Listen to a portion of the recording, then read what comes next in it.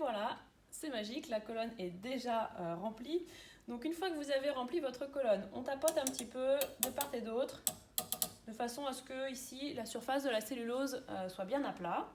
Et puis on va ajouter le dernier élément, le sable de Fontainebleau. C'est un sable un petit peu particulier qui est constitué quasiment que de silice.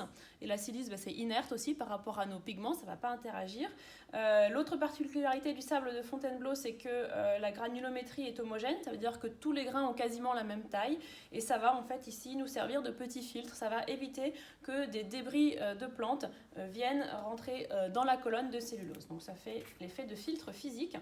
On en met très peu, on ne gaspille pas, simplement 1 ou 2 mm à la surface. Hop, on tapote doucement. Là, ça descend tout seul. Voilà. Et donc ici, vous avez une petite couche de sable à la surface qui viendra protéger la colonne. Notre colonne est terminée. On va pouvoir commencer à l'utiliser. Donc pour l'utiliser, eh bien, il faut d'abord réaliser le broyat de plantes, ce que je ne vais pas vous montrer aujourd'hui, vous le ferez en séance. Et lorsque votre broyat est prêt, eh bien, vous allez commencer par faire ce qu'on appelle l'équilibration de la colonne, c'est-à-dire la remplir d'éther de pétrole de façon à ce qu'il y ait déjà de l'élan dans toute la colonne avant de charger vos pigments. Pour faire ça, donc là je vais vous montrer l'équilibration. Pour faire ça, vous allez installer un tube à la sortie de la colonne pour éviter que les solvants coulent par terre. Donc ce sera le tube de poubelle. Dans ce tube-là, les déchets de solvants vont être conservés dans ce tube. Et ensuite, vous allez installer l'entonnoir à solvant. Donc attention, là on change d'entonnoir, tout est écrit dessus.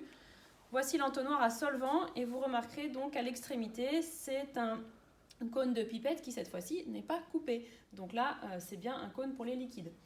À nouveau, on l'installe dans la pince du haut et ensuite, vous allez venir directement avec l'éther de pétrole, mais ça vous verrez dans votre protocole. Donc avec l'éther de pétrole, vous allez venir verser le solvant ici en tête de colonne.